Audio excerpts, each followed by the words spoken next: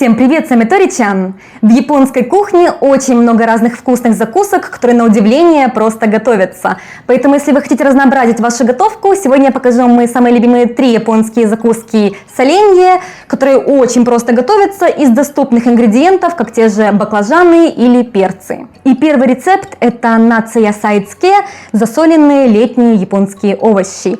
И не обязательно использовать какие-то необычные японские овощи, нам нужны будут баклажаны, синенькие, мини-томаты, мини-помидорчики. Можно использовать болгарский перец, или я использую вот такой вот красный японский перец пиман.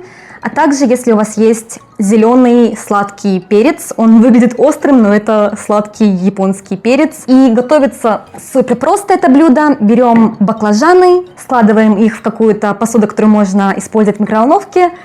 Да, мы будем использовать микроволновку. Некоторые люди считают, что в Японии запрещены микроволновки, но нет, японцы ими очень активно пользуются.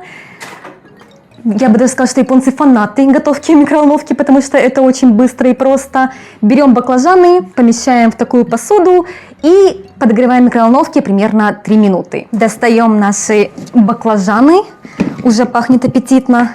И вот такие они получаются коричневенькие, готовые. Это делается, чтобы, конечно же, баклажаны быстрее приготовились.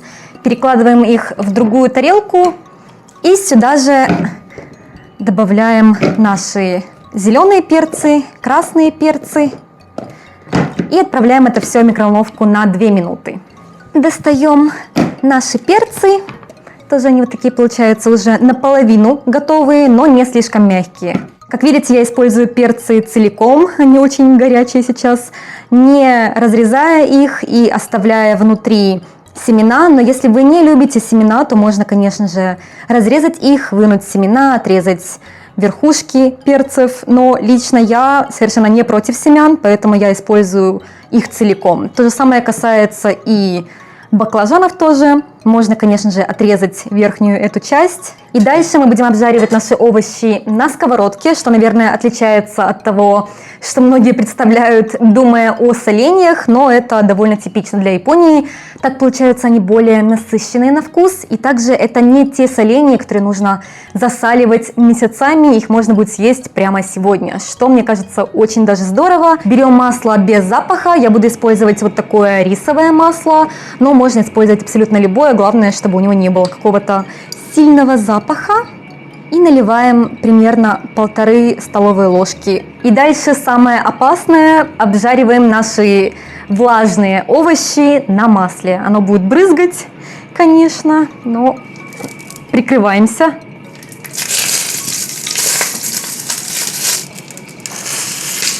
О, как будто я готовлю икру из баклажанов, но в конце будет японское блюдо. Обжариваем так все наши овощи.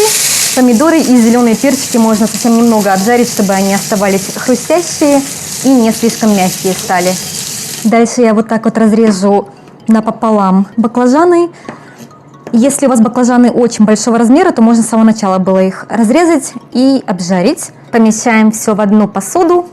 И дальше я буду готовить заправку для наших овощей. Берем 200 мл воды. Наливаем в воду 4 столовые ложки соуса, добавляем 2 столовые ложки сахара. Я использую тростниковый сахар. Если вы не любите очень сладкие соленья, то можно, конечно же, поменьше сахара добавлять. Но японская кухня, она в основном сладко-соленая. И, допустим, я такую кухню очень люблю. И дальше очень важная вещь, которую я советую обязательно использовать. Без нее вкус будет совершенно не такой. Это хондаши. Это японский суп из рыбы в виде порошка. Можно использовать примерно 5 грамм, то есть почти весь пакетик. Перемешиваем и заливаем этим наши овощи. И если у вас есть, можно также использовать кацобуши, стружка бонито. Можно ее немного добавить, но можно также без нее.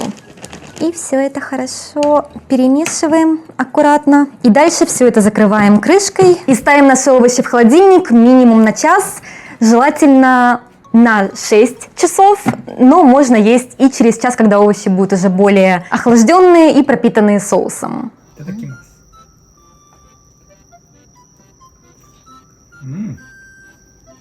いいね、ジューシー。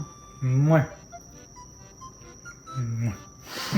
Второй мой любимый рецепт японских солений – это кюри асадзке, японские засоленные огурчики. И для этого рецепта нам нужны только огурцы, желательно вот такие вот длинные азиатские огурцы, но подойдут и короткие тоже. Главная особенность этого рецепта в том, как японцы нарезают и подают огурцы, но кроме этого рецепт очень простой и очень вкусный, подходит не только к японским блюдам, но в принципе к любой кухне. Берем огурцы, отрезаем их попки. Можно не отрезать, если вы не против попок, но я отрежу. Дальше берем палочки. Я буду использовать вот такие палочки для готовки, но подойдут любые палочки. И вот так вот их располагаем с двух сторон огурчиков, чтобы огурцы были посередине. И дальше мелко, очень тоненько нарезаем наши огурцы. И палочки помогают огурцам не развалиться, не разрезаться на мелкие части. И вот такие огурчики у меня получились, как видите, очень мелко порезанные, но при этом держатся. И можно их прямо так и мариновать, или можно их на несколько частей разрезать, чтобы было потом удобнее есть. Добавляем в 400 мл воды 2 чайные ложки соли и засаливаем в этом наши огурчики 10 минут. Дальше берем зиплок пакет и наливаем нашу заправку для огурцов. Берем уксус, 1 чайная ложка обычного уксуса. Я использую рисовый, но можно заменить его на яблочный. Соевый соус, 1 чайная ложка. Кунжутное масло, 1 чайная ложка. Желательно обжаренное, у него более приятный запах. Перетертый чеснок, пол чайной ложки. Можно использовать обычный чеснок и просто его мелко порезать или перетереть. Но я использую вот такой вот, уже продается в Японии готовый перетертый чеснок. И тоубанджан – это такая китайская острая приправа, но если у вас ее нет, можно использовать просто острый красный перец, пол чайной ложки и 2 чайные ложки кунжута. Добавляем сюда наши огурцы и все это хорошо вот так вот перемешиваем, хорошенько мнем, чтобы огурцы пропитались нашей заправкой. Ничего страшного, если огурцы немного порвутся, их так будет удобнее есть палочками. И отправляем огурцы в холодильник минимум на 30 минут, желательно на 3 часа. これいつものやつだね。そうね、確かによく作る。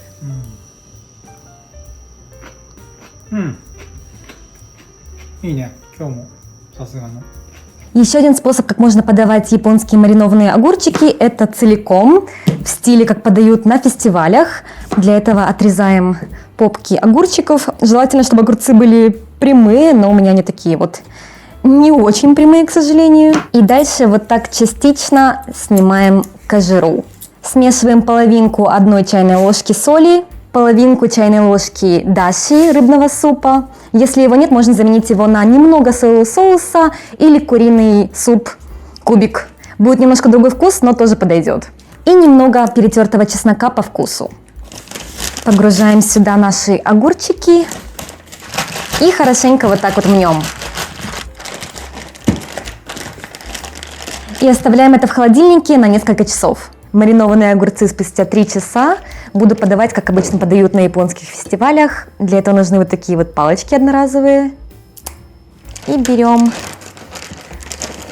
огурец и нанизываем на палочку.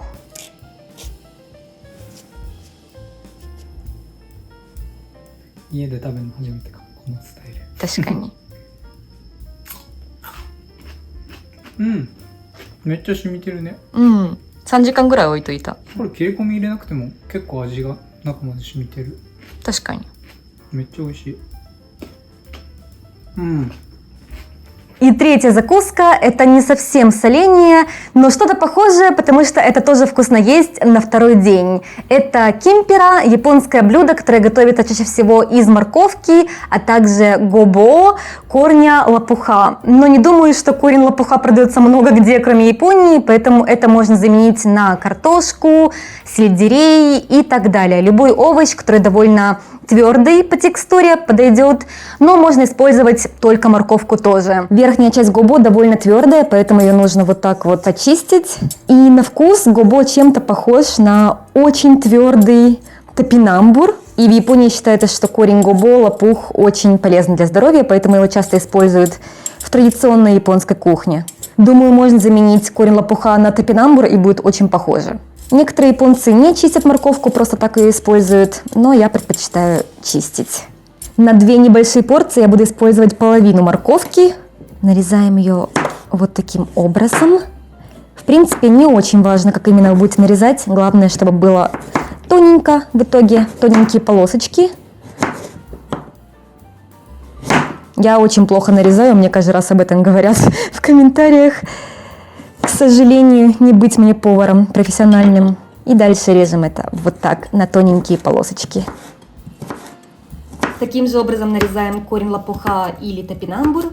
Дальше берем наши корнеплоды и обжариваем на кунжутном масле. Наливаем половину столовой ложки кунжутного масла. Я использую обжаренное кунжутное масло, оно пахнет приятнее. И обжариваем примерно 3 минуты. Дальше добавляем 50 мл воды, половину столовой ложки сахара, я использую тростниковый сахар, половину столовой ложки мирин, сладкое вино японское, можно заменить его, еще немного сахара добавить или сладкое вино, половина столовой ложки саке, а также половина или 1 столовая ложка соевого соуса, в зависимости от того, насколько соленую еду вы любите. И тушим, пока вода не испарится. Посыпаем кунжутом и готово. Кимпера можно есть сразу, но вкуснее оставить ее остыть пару часов и есть холодной. やっぱ人参とごぼうが王道でいいよね。あーね、クラシックって感じ。僕の中ではこれがクラシック。うん、うまい。甘みがあってごまの風味も効いててうまいね。よく正月とかに食べたりするよね、きんぴら。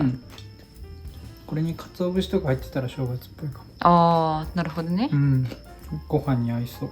Это были 3 мои любимые японские закуски. Подробные рецепты есть в описании. Если будете готовить, не забудьте отметить меня в инстаграме. Жду ваших комментариев. Увидимся еще. Всем пока!